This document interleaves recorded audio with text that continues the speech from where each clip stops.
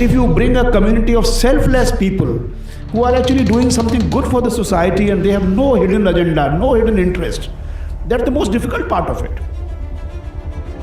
And what you guys have achieved together is really remarkable. DPG Dialogues is the annual convening of three kinds of people from the community.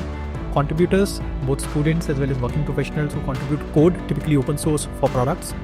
Second is mentors. These are people who have been in the ecosystem for a while and therefore they handhold and guide the contributors.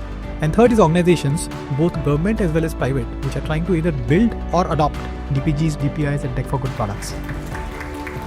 It takes a lot of efforts to build an organization. To build a community requires more effort because community is a very, very open, fluid kind of situation. But how did it all start? So it all started in 2022 with an experiment called the Dedicated Mentoring Program, and that experiment became our flagship initiative over the last 3 to 4 years. Open source gave me skills, but C4GT community gave me direction and confidence.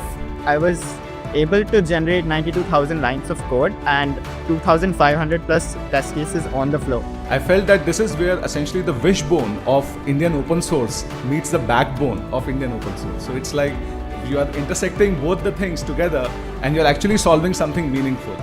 We have attempted many DPGs in the past, building open source, trying to build a community, showing value, taking them to scale, etc. Some worked and some failed very badly. But you keep trying because once you derive value, there is a great potential to scale, and that scale could demonstrate impact.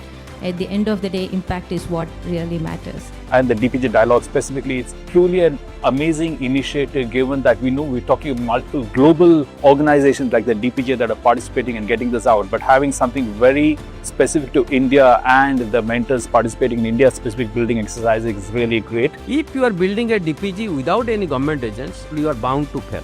UPI is a massive success today mainly because of the private sector partnerships. They have started building use cases, started deriving value from UPI. You need a healthy mix of private as well as non-profit for any DPG to kind of do very well. Great to see these two stakeholders coming together and interacting with each other, learning from each other and sharing new ideas. As far as India is concerned, the role of technology in governance is huge. With things like Aadhaar and UPI, we have just scratched the surface. Technology offers a more cost-effective way. Digital public infrastructure kind of architecture is the best architecture for our country. We don't build end-to-end solutions, but we do build commonly reusable components which can actually create these solutions. We started from day one thinking of anything we built as something that could be reused.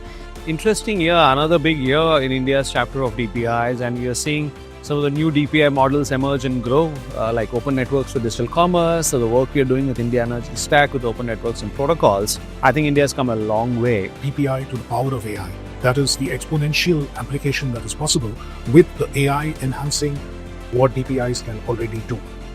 It wasn't one big breakthrough idea that sort of led to the adoption of Storyweaver, but a series of great design choices that rested around open. Cut to 2025, proprietary software is the exception and open source is the norm. There are three levels of open source. One is where you consume open source, the other is where you contribute back to the community, and the third is where you start creating your own open source products. The degrees of freedom that you get in terms of, I always say that degrees of freedom that you get with open source, it's not just about code, it's not just about community. It's about cognitive freedom. This open source ecosystem is just a lot of collaboration, it's just a lot of good intent. Today, Bamni is adopted Cut to 25. It's adopted in about 50 countries, 500 plus sites, and I'm very happy and proud to say that there was no marketing involved. It was zero marketing, it was all adoption because people saw value in whatever was done. All of these adoptions require many factors, including, at least on the government side, it definitely requires, what is the value and the use case to the ecosystem. So very strong definition of that. Many times it requires incentives, it requires sometimes mandates, at least when it comes to the government side. The reason a lot of governments are not able to, let's say, adopt open source is procurement laws just generally don't allow it. There is no framework for procuring open source tech. I think it's been great to see all of the different thoughts and insights today, and we just had a panel on funding models for tech for impact. So the first asset that we would like to release is the DPG State of the Community report. aka DPG score.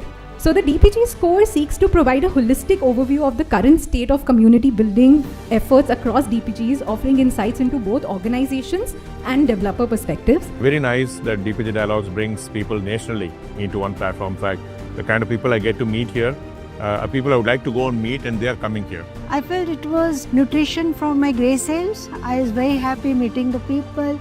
All very relevant conversations from my perspective. DPG and DPI are at relatively early stages of their journey, but it's amazing to see how much they have accomplished and how much work that's happening across various sectors. We need to create a lot of developers whose goal is to create things that are very important for our sovereignty. Today's DPG Dialogues experience was really amazing. Met a lot of new organizations. The community booth showcase was really good. And even the contributors this year have been really working on some very noble and very cool projects. It cannot be done by only students, it cannot be done by only researchers, it cannot be done by only funders, but when all of them come together is when actually these things happen.